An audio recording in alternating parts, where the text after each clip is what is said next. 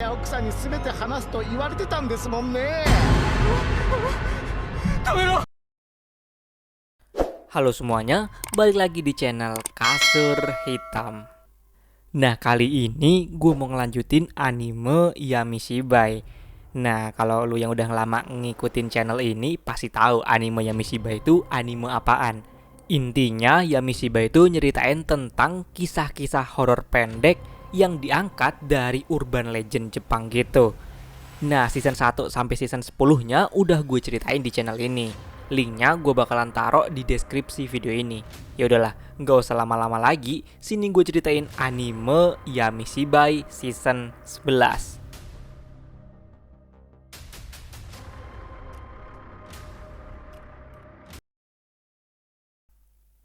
Cerita pertama judulnya Taro-chan Kembali. Nyeritain tentang dua anak SD yang main ke sebuah kuil.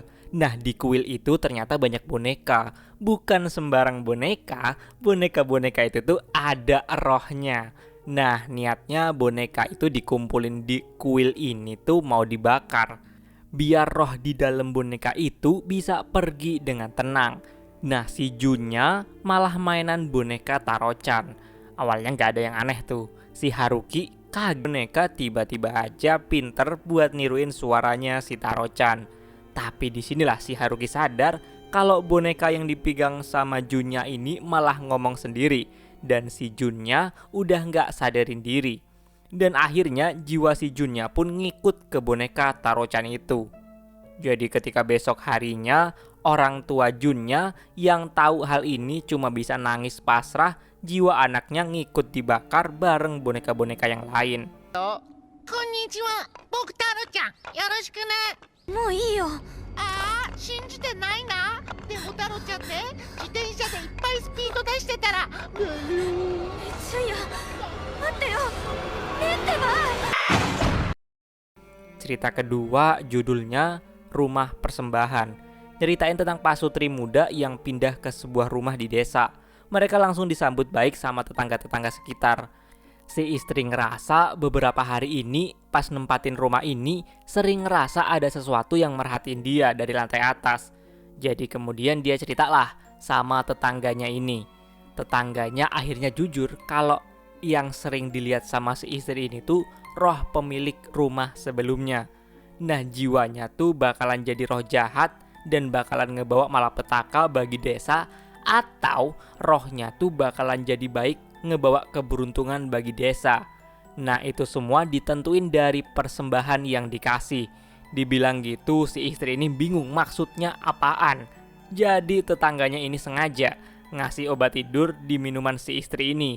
Dan akhirnya ngejadiin jiwa si istri ini sebagai persembahan.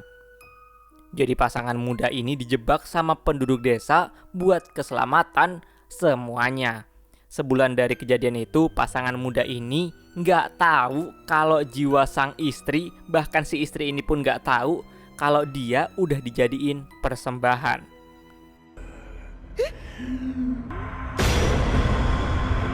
あの家の元の持ち主で先日亡くなったばかりで。今生贄ってってだから、お前さっき何言ってんだよ。願うばかりです。 Cerita ketiga judulnya Kertas Kebangkitan. Nyeritain tentang pasangan yang baru aja kehilangan anak mereka. Di hari pemakaman itu datang kakek-kakek ngasih sebuah kertas tutorial buat bangkitin manusia. Tapi pas si suami baca, dia nggak percaya dan langsung dibuang. 7 hari kemudian si istri itu pergi dari rumah dan malah ngikutin tutor dari kertas pembangkitan yang pas itu dibuang. Nah, di tutorial itu adalah cara ngebuat kertas yang bisa dibuat untuk ngebangkitin. Kertas yang udah dibuat plus tali pusar almarhum anaknya itu ditanamlah di sebuah pot.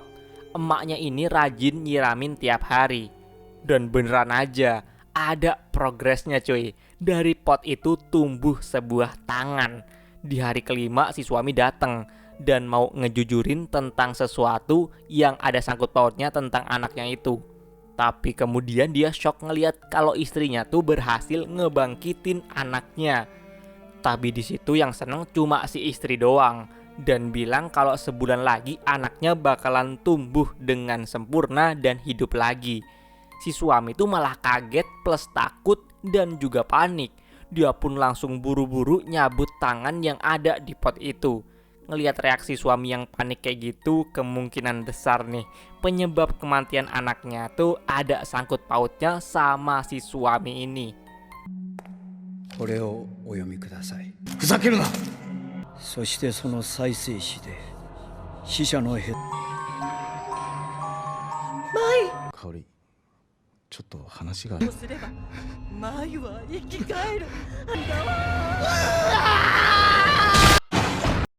Cerita keempat judulnya Waktu Itu. Nyeritain tentang seorang cowok yang naik taksi. Si sopir tuh ternyata ngenalin kalau nih cowok tuh pelanggannya 3 tahun lalu. Jadi pas itu cowok itu tuh bareng sama istrinya yang mau ngelahirin. Akhirnya ditolongin lah sama sopir itu dan digratisin biayanya pas saat itu. Si sopir ini terusan cerita kalau hari ini hari terakhir dia kerja jadi supir taksi. Jadi dia pun cerita tentang kehidupan pribadinya ke cowok ini. Dia cerita punya anak gadis. Nah anaknya itu ngelihat emaknya tuh sakit. Akhirnya si anak ini bercita-cita jadi dokter. Tapi karena keterbatasan ekonomi, si anak gadis itu milih jadi perawat aja. Tapi suatu ketika dia kenal lah sama seorang pria. Mereka kemudian dekat. Tapi ternyata pria itu tuh pria bejat kelakuannya ke si anak sopir ini. Si sopir yang tahu kalau anaknya digituin, dia nggak fokus kerja. Dan kecelakaan terus meninggal di tempat. Nah si anak gadis ngikut nyusul bapaknya dengan cara bundir karena depresi. Jadi ternyata si cowok bejat yang dimaksud adalah si cowok yang lagi naik taksi ini. Bapak sama anaknya itu kemudian jadi setan buat balas dendam ke cowok ini. Dan akhirnya si cowok ini pun diseret buat ikut ke alam lain sama mereka. 入院中の奥さんが産気づいたってことか。いやーまさに運命。勉強して看護師になったんですよ。喜んだもんです。手遊び暴力を振るったり金をせびったり、この話じゃ一目で助からないと。どんなつもりだったの？からお祝いをしに行くんで。 Cerita kelima judulnya Berkemah Sendiri. Nyeritain tentang cewek amatir yang solo camping di gunung. Malamnya tiba-tiba dia ketemu sama teman sekolahnya. Kata temannya dia tuh ngalamin kecelakaan motor di dekat situ dan milih pulang jalan kaki ngelewatin gunung ini.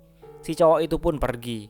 Nah pas si cewek ini pikir-pikir, dia baru keinget kalau cowok yang dia ketemu tadi itu ternyata udah meninggal setahun yang lalu karena kecelakaan.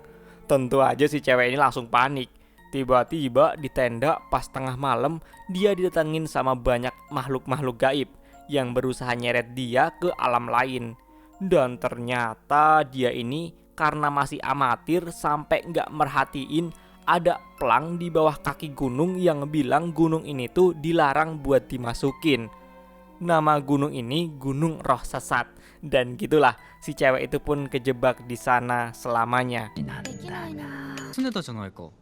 俺川口だよ。川口くん、去年死んでた。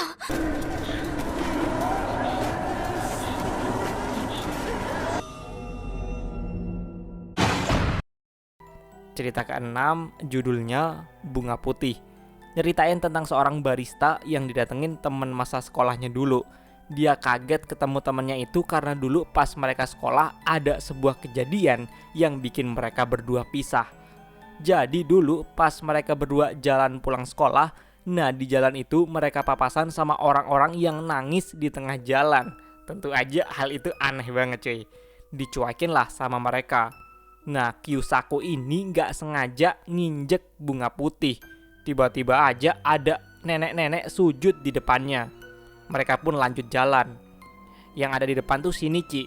Shinichi keliat ke arah Kyusaku. Dari tadi kok gak jalan-jalan. Ternyata si Kyusaku ini udah ditempelin sama si nenek-nenek tadi. Shinichi yang lihat itu langsung balik ke rumah dan gak keluar-keluar rumah sampai beberapa hari. keluarganya yang khawatir akhirnya mutusin buat pindah dari kota itu. 20 tahun kemudian Shinichi nanya, pas di hari itu gimana kondisinya Kyosaku? Tiba-tiba Kyosaku berubah dan jadi gini. 旧作？なんか花を踏んじゃって。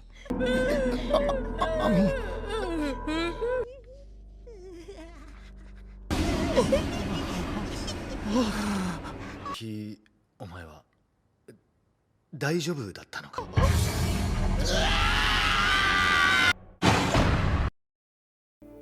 Cerita ketujuh judulnya Bukan Itu Papa. Cerita tentang seorang bapak yang lagi nidurin anaknya. Nah, si anak itu minta diceritain kisah sebelum tidur. Diceritainlah kisah ketika emak bapaknya ini uji nyali di sebuah rumah sakit tua, dimana pas di sana mereka ngedenger suara cewek minta tolong. Dan tiba-tiba aja muncul hantu di belakang mereka. Si cewek ini pun langsung jatuh dan kakinya kekilir. Papanya atau bapaknya bilang ke anaknya kalau pas itu dia langsung gendong emaknya dan balik dengan selamat. Tiba-tiba si anak gak setuju. Dia bilang bukan gitu cerita aslinya. Seolah-olah pas di kejadian itu si anak tuh ada di situ. Si anak bilang kalau pas itu si bapak lah yang mau kabur sendirian. Ternyata si anak itu masih ada di perut emaknya pas di momen itu. Kemudian si anak ini ngingetin kalau si bapak tuh ternyata masih ada di rumah sakit itu. Jadi ternyata adegan si bapak mau nidurin anaknya adalah halusinasi si bapak doang. Cowok itu pun sebenarnya pengen nyelamatin calon istrinya, tapi si cowok ini terlalu takut sampai-sampai halusinasinya kejauhan. Yang di awal tadi itu halusinasi. 最後にお話ししてよ。帰ろうよ。せっかくだから全フロア制覇しようぜ。マジかよ。あなたの後ろ走って逃げて逃げまくりましたとさ。パパは一人で逃げたんでしょ。前なの。そう名付けるつもりだったの。つもり。そうだよ。パパはまだあの廃墟の病院にいるよ。よし。これも現実じゃない。妄想だ。全部俺の妄想なんだ。Cerita ke-8 judulnya Oshikatsu. Oshikatsu sendiri artinya tuh kurang lebih antusias sama apa yang dilakuin idolanya. Contohnya aja ngunjungin ke tempat yang pernah didatengin idolanya. Nah, kita balik ke cerita. Episode ini nyeritain tentang emak-emak yang masih aja ngelakuin Oshikatsu. Si emak satunya ini diajakin lah sama temennya buat pergi ngunjungin tempat yang kemarin didatengin sama seorang artis idol. Nah, mereka pun kesana dan foto-foto. Awalnya si emak ini nggak mau karena takut anaknya marah kalau dia masih ngelakuin hal kayak gini. Tapi karena dipaksa, mereka pun kesana.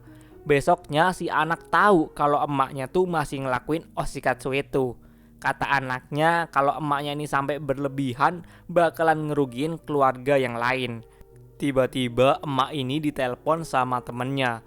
Temennya itu nelpon sambil nangis dengan bilang kalau artis idola yang mereka kagumin tuh ada di depan si temennya ini yang namanya Narumi. Dan dia pun bilang bakalan ikut sama idolanya itu. Besoknya si Narumi malah meninggal.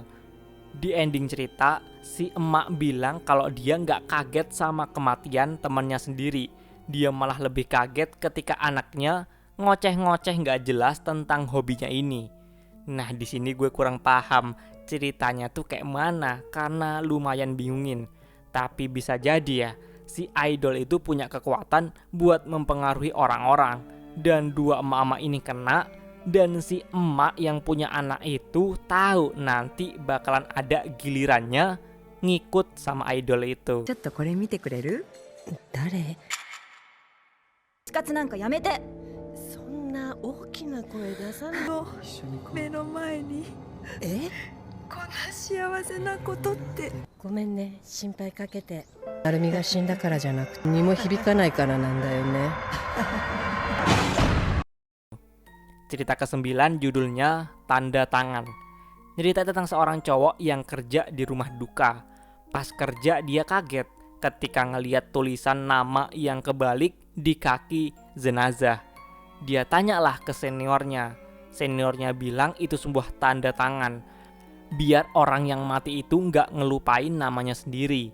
Ketika arwah orang mati itu bakalan berusaha buat nyari nama mereka di tubuh mereka sendiri. Ketika nggak ketemu, mereka bakalan nyerah dan mati dengan tenang. Tapi ketika ada yang berhasil nemuin namanya, dia bakalan jadi arwah penasaran yang penuh dendam. Nah, biasanya yang nulis nama kayak gitu tuh adalah orang terdekat dari yang mati itu. Abis denger cerita itu, si cowok ini agak takut sebenarnya. Nah, sekarang dia malah baru keinget kalau HP-nya tuh ketinggalan di rumah duka itu. Dia pun balik lagi ke sana sendirian. Pas di sana, dia makin kaget ketika ngelihat di ruangan yang tadi dipakai banyak banget arwah-arwah penasaran yang ngumpul. Ditambah foto jenazah yang tadi tuh posisinya udah kebalik, makin panik lah cowok satu ini jadinya. Si cowok ini langsung ditangkep sama jenazah yang dikremasi itu. あんなのさっき書いてあったかだったんですけど。もしかして鏡文字じゃなかったか。自分が何者だったのかかもできずさまよい続けるらしい。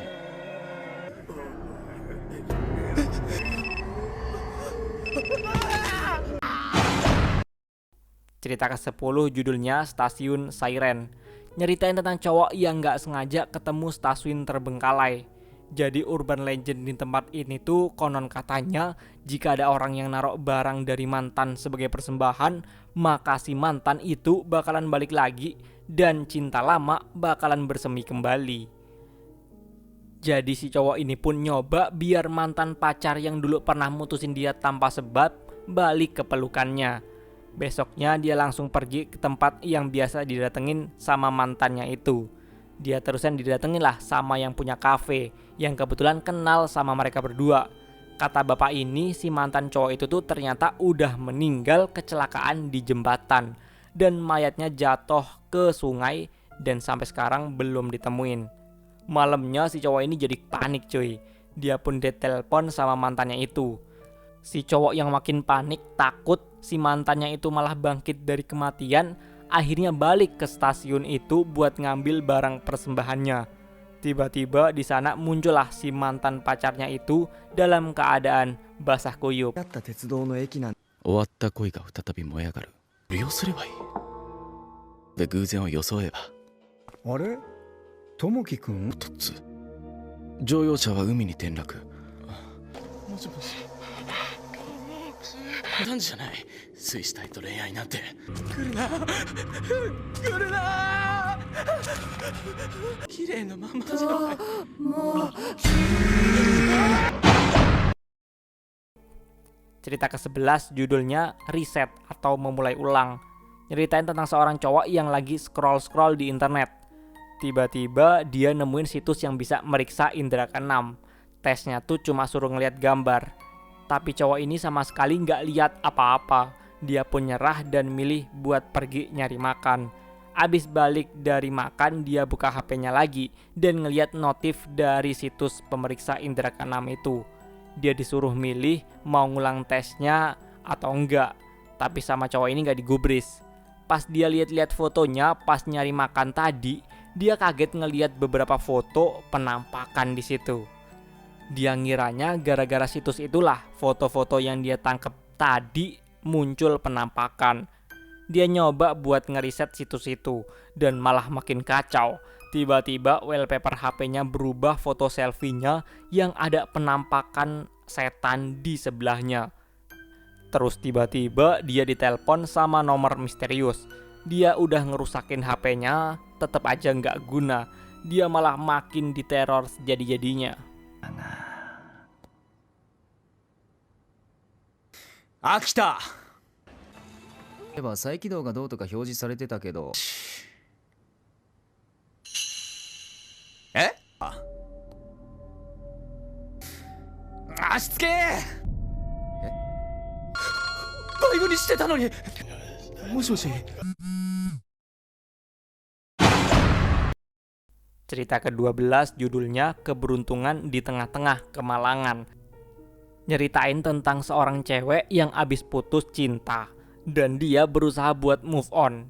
dengan ngajak bestinya ini jalan-jalan. Di tengah jalan malah hujan deres sampai-sampai mereka yang naik mobil ini nggak ngeliat apa-apa. Jadi mereka mutusin mampir ke sebuah penginapan yang mereka temuin ini.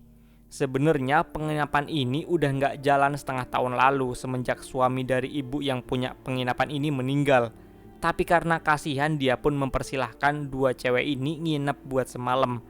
Di lorong mereka ngeliat foto ibu muda sama suaminya dan anaknya. Mereka bilang dapat keberuntungan di tengah-tengah kemalangan karena dibolehin nginep di tempat ini. Karena udah malam, mereka berdua pun tidur. Tiba-tiba mereka kebangun karena ngedengar suara bocah dari kamar sebelah. Pas dilihat ternyata kamar di sebelah nggak ada orang sama sekali. Ngerasa ada yang nggak beres, mereka pun buru-buru buat pergi dari tempat ini. Di depan kamar si ibu yang punya penginapan, mereka ngedengar ada suara cowok. Si ibu bareng cowok yang ternyata adalah arwah suaminya bilang kalau mereka bakalan dapat mainan baru. Ya, mainan yang dimaksud adalah dua cewek ini yang bakalan mereka bunuh dan dikurung di tempat ini. Dua cewek ini nge-freeze ngedenger omongan itu. Tiba-tiba salah satu cewek ada yang digandeng. Dia mikir kok tangan temennya tuh kecil banget. Ternyata mereka tuh digandeng sama setan bocil penunggu tempat ini. Dan mereka berdua pun gak selamat.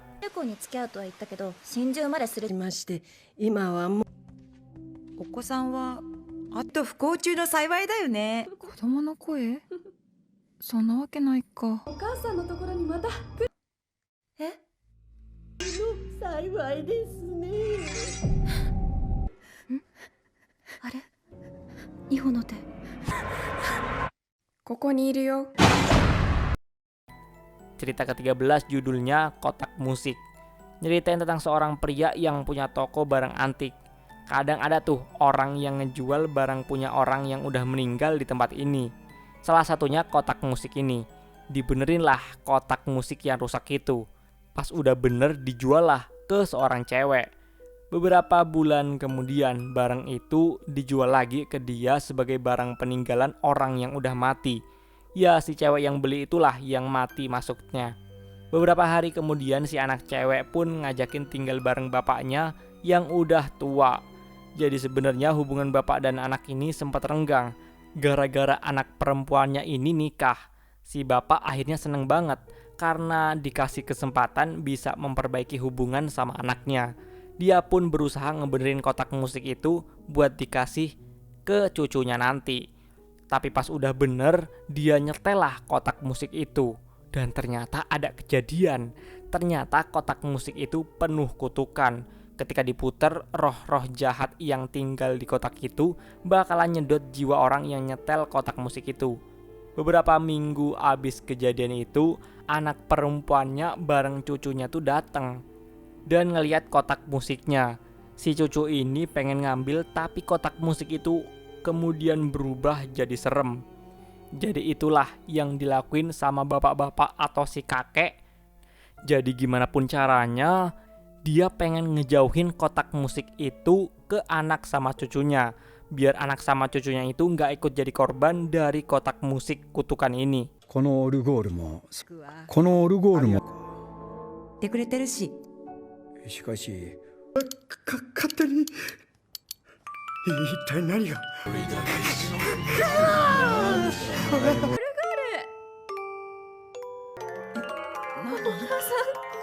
気味が悪い。ちょっとくらいだ。そうやって怯えて気味悪がってくれ。おしまい。 Dan gitulah kumpulan kisah-kisah horor yang ada di season 11 anime Yamishibai. Gimana menurut lo cerita Yamishibai season ini? Seru atau kagak? Bagi lo yang nanya kok gambar anime ini kayak gini, ya begitulah ciri khas dari anime ini. Kalau lo yang ngikutin gua nyeritain anime dari season 1 pasti dah paham. Ya udahlah, kita bakalan jumpa lagi kisah Yamishibai di tahun depan.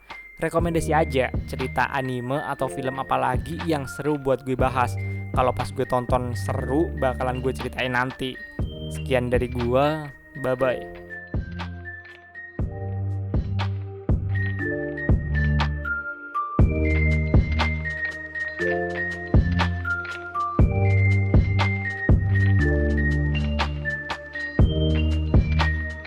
ー